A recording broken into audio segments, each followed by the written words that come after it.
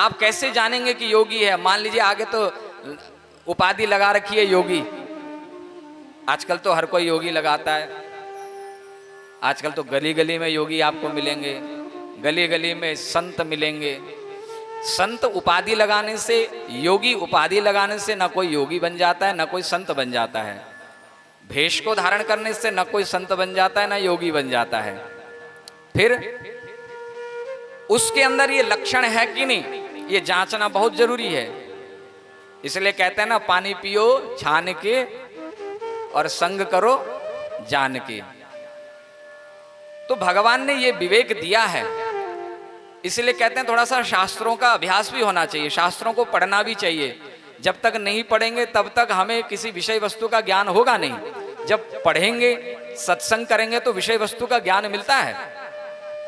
बोले कि यह व्यक्ति योगी है तब जानो कि तत्सन्निधो वैरस्त्यागः। योगी जो महापुरुष होते हैं उनके नजदीक में कैसा भी जीव, कैसा भी प्राणी पहुंचेगा, अपने स्वभाव का त्याग कर देगा। जो अंदर जो कुटिलाई है, जो वैर भावना है, जितने भी विकारों ने उसको घेर रखा है, महापुरुषों के नजदीक पहुंचते ही वो विकार टूटने लगते हैं, वो विकार गिरने लगते हैं। अगर हमारे विकार गिरने लगे, हमारा जीवन बदलने लगे, तो समझो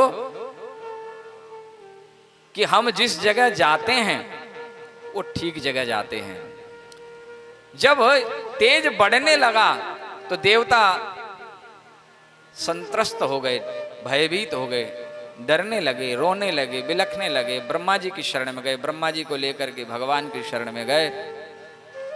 ब्रह्मा जी की शरण में जब गए तो ब्रह्मा जी से पूछा कि दीति के गर्भ में ऐसा कौन सा तेज है जो हमें दुख दे रहा है? तो ब्रह्मा जी महाराज ने कहा, उन्होंने फिर एक और कथा सुनाई। बोले किसी समय तुम्हारे जो पूर्वज है ना, सनक सनंदन सनातन सनत कुमार, ये चार भाई भगवान का दर्शन प्राप्त करने के लिए वैकुंठ में गए थे। वैकुंठ में है 7 द्वार, 6 द्वार पार कर चुके हैं। जैसे ही 7वें द्वार में पहुंचते हैं तो 7वें द्वार में जय और विजय नाम के 2 द्वारपाल पहरेदार रहते हैं। उन्होंने जैसे ही उन 4 बटुक ब्रह्मचारियों को देखा और बिना पूछे जब अंदर जाने लगे तो उन्होंने रोक दिया कि आप अंदर नहीं जा सकते। ये उनकी मर्यादा थी और ये महापुरुष थे। लेकिन कुछ मर्यादाएं कहीं कहीं पर बदल जाती हैं। एक नियम यह है कि जब आपके घर में कोई महापुरुष आवे, आप भजन पूजा पाठ में भी बैठे हो तो माला उठा करके रख दो, पूजा को बंद कर दो। महापुरुष आए हैं तो उनकी अगवानी के लिए आप आगे बढ़ो। क्यों? क्योंकि जो आप पूजा भजन कर रहे थे, किस लिए कर रहे थे? कि आपको पुण्य मिले, आपको कृपा मिले। तो समझ लीजिए कि आज के भजन का फल आपको स्वयं चल करके मिल रहा है। इसलिए जो महापुरुष आपके द्वार पर आया है तो ये भजन का फल आया है। ये हमारे यहाँ का न्याय है और हमारे बड़े बड़े महापुरुषों ने यही किया है। जब भगवान के द्वार में भगवान के द्वारपाल बैठे हैं और भगवान के ही भक्त जब भगवान का दर्शन करने के लिए आए हैं, द्वारपालों ने रोक दिया, द्वारपालों ने उनको श्राप दे दिया। बोले कि तुम भगवान के द्वार में बैठ के भी जो दैव बुद्धि होनी चाहिए, तुम्हारी आसुरी बुद्धि है। तुमने यहां भी भेद किया, भगवान का दर्शन करने के लिए तुमने प्रतिकार किया, इसलिए जाओ, तुम्हारे अंदर अभी शुचिता नहीं है, इसलिए तुम 3 बार मृत्यु लोक में जन्म लोगे।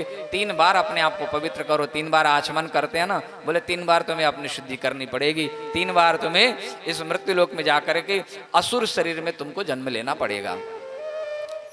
भगवान के द्वार के अंदर प्रवेश किए सनत कुमार, भगवान का दर्शन प्राप्त करें उससे पूर्व ही भगवान स्वयं उठ करके आए। 6 द्वार पार कर चुके थे, 7वें द्वार में प्रवेश नहीं मिला उनको, क्योंकि यहाँ एक तो द्वारपाल ने रोक दिया और भगवान स्वयं उठ करके द्वार से बाहर आए।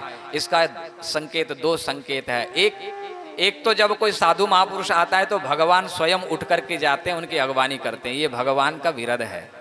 भगवान हमें बताते हैं कि कोई साधु महापुरुष का दर्शन होवे तो उठ करके जाओ, उनका स्वागत करो, अभिनंदन करो।